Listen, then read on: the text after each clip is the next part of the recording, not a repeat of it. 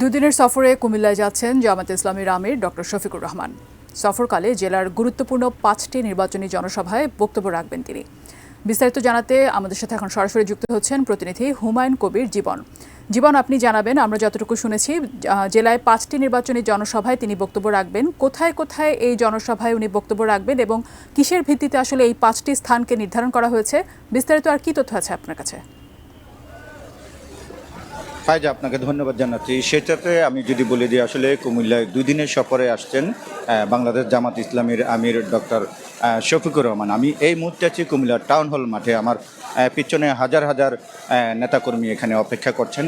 সন্ধ্যায় 7টায় এখানে প্রধান অতিথি হিসেবে ডক্টর শফিকুর রহমান তিনি এসে এই জনসভায় যোগ দিবেন। এখন বর্তমানে তিনি লাকসাম অবস্থান করছেন। আমরা যতটুকু জানতে পেরেছি আসলে এই 2 দিন সফরে 30 তারিখ এবং 31 তারিখ যে সভাগুলো রয়েছে সেখানে কিন্তু আসলে যে জামাত ইসলামের যে নেতাকর্মীরা আছেন তারা কিন্তু অনেক আনন্দিত। সেই সাথে কিন্তু আসলে যে ভোটের দিন যত ঘনিয়ে আসছে ততই কিন্তু যে বাংলাদেশ জামাত ইসলামীর নেতাকর্মীরা কিন্তু ভোটারদের কাছে যাচ্ছেন। সেই সাথে এখানে যিনি কুমিল্লা সদরে 6 আসনে যিনি প্রার্থী কাজী দিন মাহমুদ, তিনি দাঁড়িপাল্লা নিয়ে বিভিন্ন ভোটারদের কাছেও কিন্তু ভোট চাচ্ছেন। এবং আজকের যে নির্বাচনী জনসভা অল্প কিছুক্ষণ পরে এখানে শুরু হবে।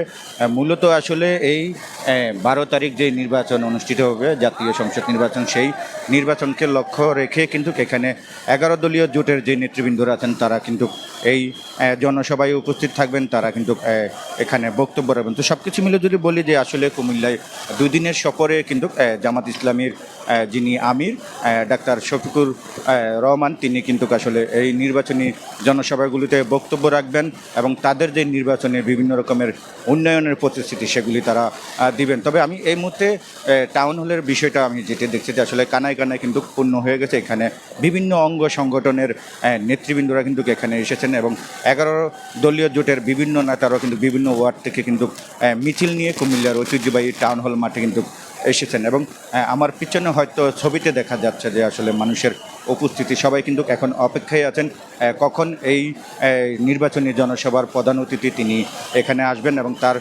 বক্তব্য শুনবেন। তিনি নির্বাচনকে সামনে রেখে কী ধরনের মেসেজ দিবেন সেটাই কিন্তু এখানকার মানুষ যারা ভোটার এবং যারা জনসভায় অংশগ্রহণ করেছেন তারা অপেক্ষায় আছেন।